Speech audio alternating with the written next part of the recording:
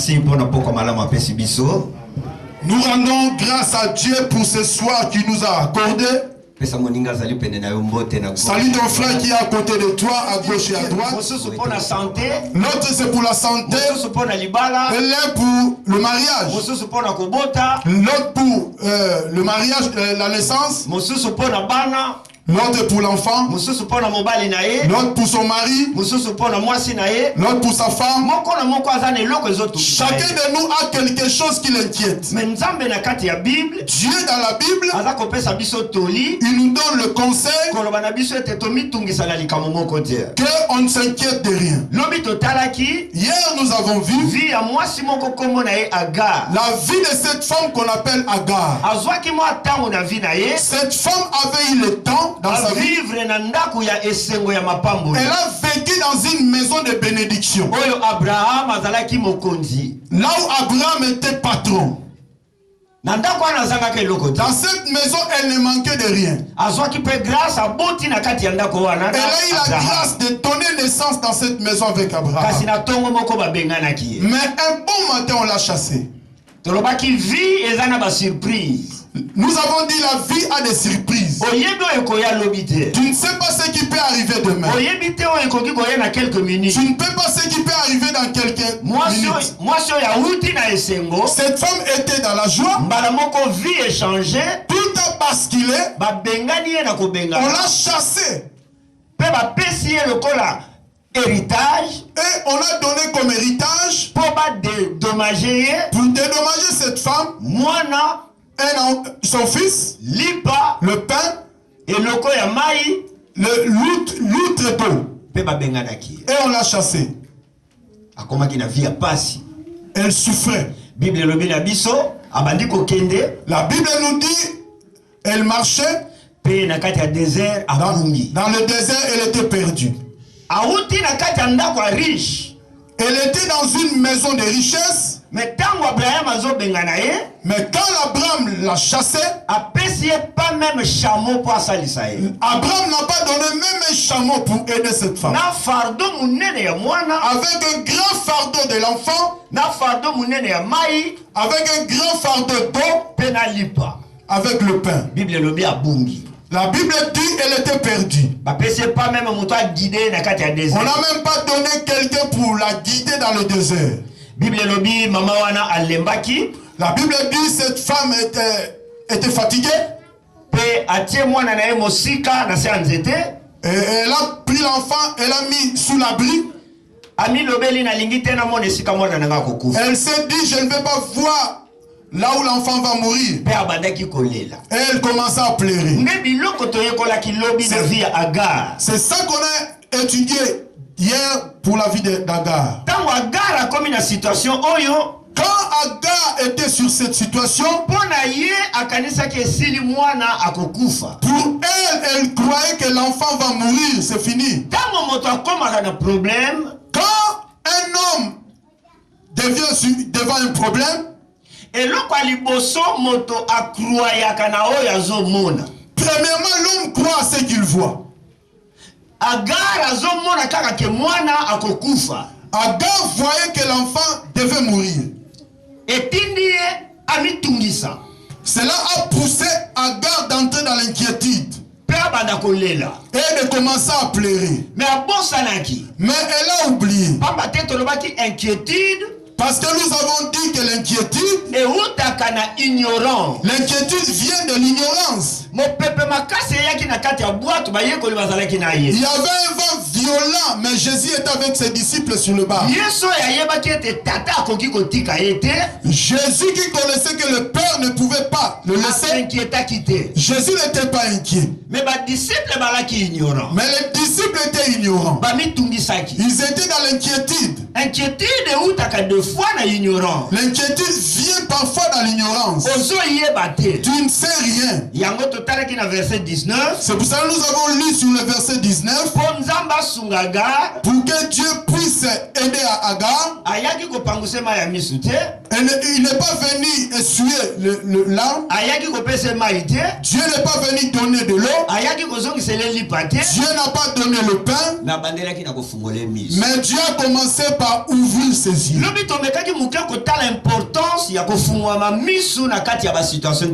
Hier, nous avons essayé de voir l'importance d'ouvrir les yeux dans des situations difficiles. Le serviteur d'Élisée, dans une situation qu'il était avec son maître, il était inquiet. Il a vu que la mort. L'inquiétude nous montre seulement que nous devons accepter ce que nous voyons. Mais ce qu'Élisa a fait, il a prié Dieu d'ouvrir les yeux. Si Dieu t'ouvre les yeux pour la situation que tu as, tu vas enlever la peur que tu as. Si Dieu t'ouvre les yeux, tu vas voir ce que tu ne pouvais pas voir. C'est pour cela que nous avons parlé trop sur que Dieu nous ouvre les yeux sur la situation. Aujourd'hui, nous allons encore voir dans le livre de Genèse, chapitre 23, à partir du premier verset, jusqu'au verset 19. On nous donne l'histoire de la mort de Sarah. À partir du verset 1 qui nous a verset 4. À partir du verset 1 jusqu'au verset 4. C'est là où nous allons développer ce soir. Sarah ezalaki ya 127 ans. On a dit la vie de Sarah, fille de 127 ans. Quelles sont les années de la vie de Sarah? Mais après ce temps-là, Sarah était morte. Sur le deuxième verset, Sarah mourut. La Bible nous dit qu'Abraham a mené un deuil sur Sarah. Et Abraham pleura. Oui, dans la souffrance, tu dois pleurer. La Bible nous dit pleurer avec ceux qui pleurent. Tu peux pleurer s'il y a des choses difficiles. Après avoir pleuré, la Bible nous dit Abraham s'éleva. Abraham partit pour raconter le chef du village. Abraham dit, je suis étranger parmi vous. Donnez-moi une partie une portion de terre afin de mettre le sépulcre de la mort, pour qu'elle quitte devant moi. Sur le verset 19, on a dit qu'Abraham a enterré sa femme Sarah. Papa et maman, le monde que nous vivons, nous avons dit que le problème ne peut pas manquer, ça peut arriver. Mais quand le problème arrive, Dieu nous demande que nous ne nous inquiétons pas. Au lieu de s'inquiéter, c'est ça que Dieu veut que nous puissions savoir. Ici dans la vie d'Abraham, il a perdu une personne qu'il a fait longtemps avec. Celle qui donnait la joie à Abraham. Elle n'était plus, elle est morte. Elle n'était pas en évanu, mais elle était morte. Elle n'a pas fait un voyage, mais elle est partie pour toujours. Elle ne pouvait plus rentrer.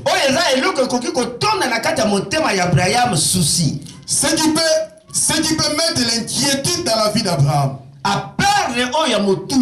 Il a perdu quelque chose de très cher. Mais papa et maman, ce que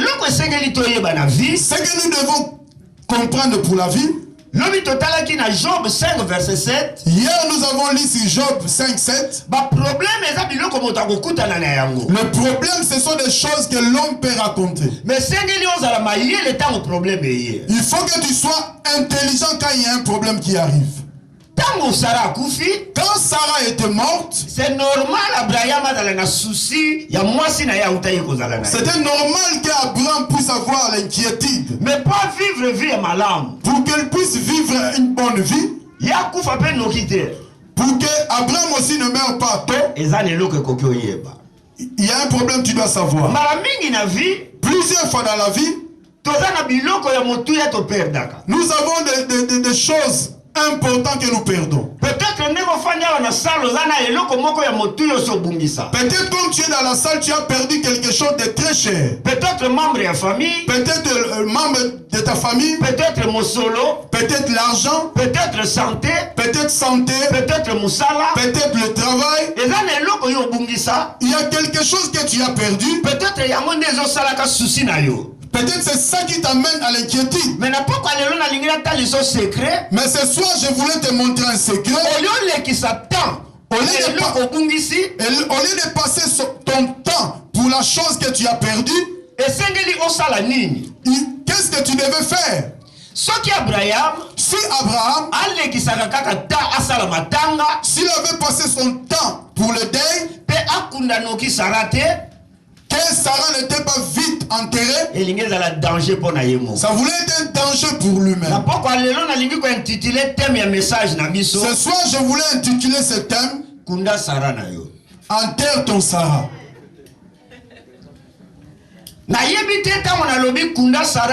Je ne sais pas quand je dis enterre ton Sarah. Toi, tu as toujours un problème où ça t'amène. Peut-être au père d'un fiancé. Peut-être tu as perdu ton fiancé. Peut-être au père d'un moussala. Peut-être tu as perdu le travail. C'est ça qui t'amène à l'inquiétude. Je veux que tu puisses savoir, mon frère et ma soeur, à partir de ce que tu as perdu, la vie n'est pas stoppée. Toute chose que tu peux perdre, même si c'est cher, tout ce qui peut t'arriver dans la vie, la vie ne peut pas s'arrêter là.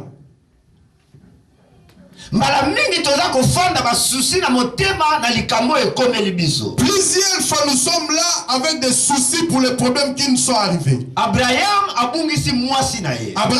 perdu sa femme. Cette femme était très chère pour lui. Mais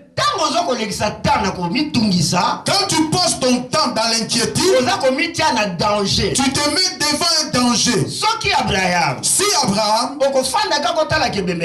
tu restes pour regarder le corps de Sarah, le corps seulement de Sarah, tu peux avoir la maladie. Abraham,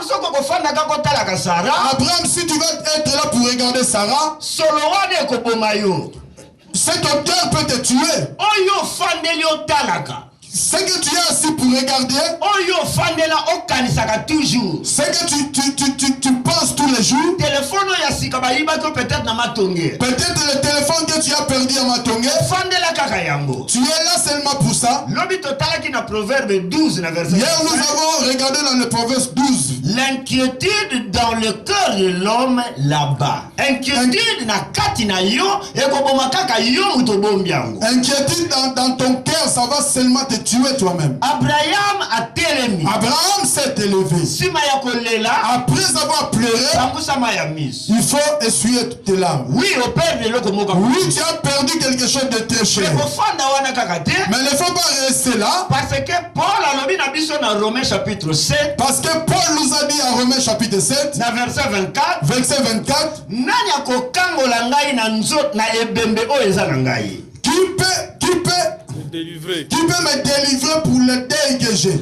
Dans l'ancien temps, dans le temps de Paul, si on t'arrête comme prisonnier pour te tuer, ce n'est pas eux qui vont te tuer. Ils vont prendre un cadavre.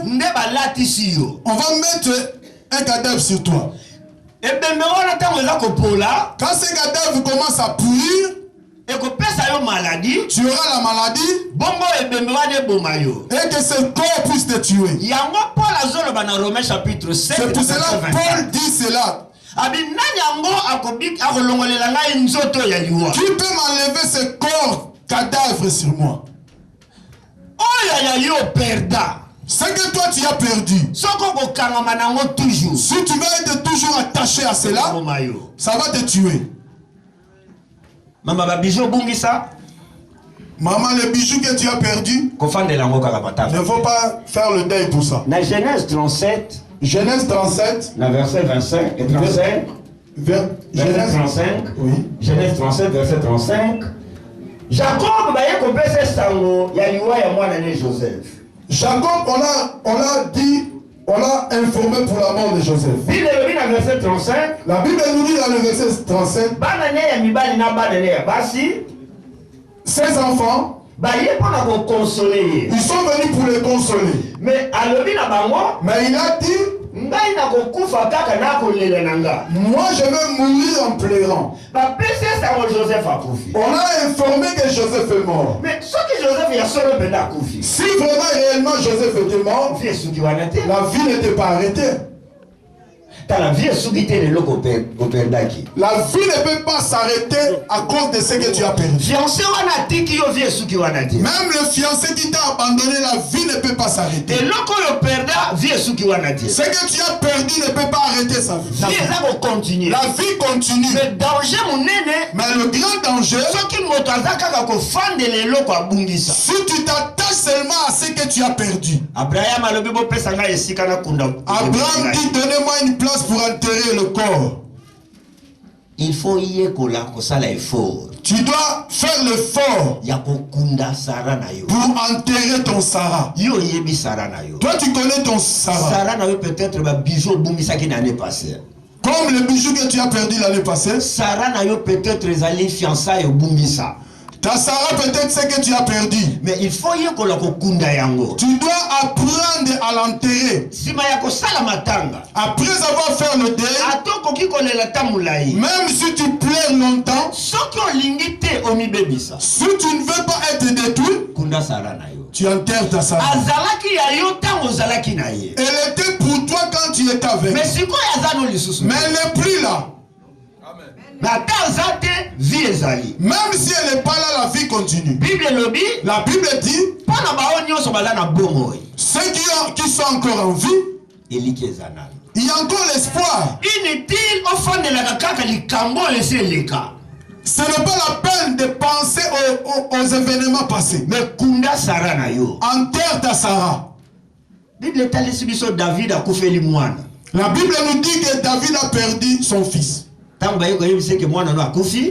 informé David que son fils est mort, le verset d'Abraham a suivi David. La Bible dit David se leva. Oui, le problème peut arriver, mon frère et soeur. Prends le courage de te lever. Tu ne peux pas rester devant ton problème. Tu t'attaches à un problème qui s'est fait en 2007. Jusqu'aujourd'hui, tu marches avec Sarah de 2007. Quand tu rencontres tes amis, même si vous parlez longtemps, mais à la fin tu penses seulement ce que tu as Sarah va te tuer. Ce n'est plus pour toi. Enterre Sarah. La Bible dit David s'est élevé, il s'est lavé, il s'est bien habillé, il a mis le parfum et il est parti prier. Les gens qui étaient là pouvaient être étonnés. Mais comment il a perdu un fils? Et il s'est habillé, il est parti à l'église. Parce que papa et maman, si tu t'attaches à ce qui te fait mal, ça va te tuer. Hier nous avons parlé de cela. Si tu as laissé la place à l'inquiétude, l'inquiétude va prendre la place dans ton corps, dans ton âme. Cette répétition va être manifesta à Dans 1 l'extérieur. Roi 21, tu as un exemple de roi Akab. Roi 1, 21, nous avons lu l'exemple de roi Agar. Souci est lié à l'IAT. Le souci l'a poussé de ne pas manger. Et l'ongoli est sengo. L'inquiétude l'a amené de ne plus Et l'ongoli manger, est kimi. de ne plus être dans la paix. Et tindia kende kolala avant heure ya kolala. L'inquiétude l'a poussé de dormir même avant l'heure. Inquiétude de même se santé pas. L'inquiétude peut te détruire même la santé. Même fiancé on appelle ça comme promesse en dengeli na. Même si ton fiancé t'a donné plusieurs promesses, il t'a abandonné, sache qu'il n'est pas pour toi. Laisse qu'il puisse partir. Parfois dans l'amour de Dieu, Dieu t'a épargné. Ne reste pas avec Sarah, sinon tu vas mourir. Enterre-la. Quand les gens ont informé David, ils étaient étonnés. David répondit, cet enfant ne reviendra plus. C'est moi qui va partir vers lui. Si tu as perdu quelque chose, tu as perdu. Peut-être quand tu parles là, peut-être ton téléphone c'est déjà en Afrique. Mais lève-toi. La vie ne s'arrête pas là. Plusieurs fois quand nous avons des problèmes, nous croyons que c'est fini. Mais je voulais seulement t'informer, la vie ne s'arrête pas là où tu penses s'arrêter. Ce qui amène l'inquiétude dans notre vie, quand il y a un problème qui arrive, tu penses que c'est fini, ça ne peut plus changer. Ce soir, Dieu m'envoie pour te dire, ce que toi tu vois, ce n'est pas la fin. Abraham pouvait dire aussi c'est fini pour moi. Je vivais pour Sarah. Comme Sarah n'est plus là, c'est fini. Ce que toi tu vois, ce n'est pas ça. Jésus a sauvé un enfant de Zaïris. Sur l'évangile selon Luc, on nous dit ça.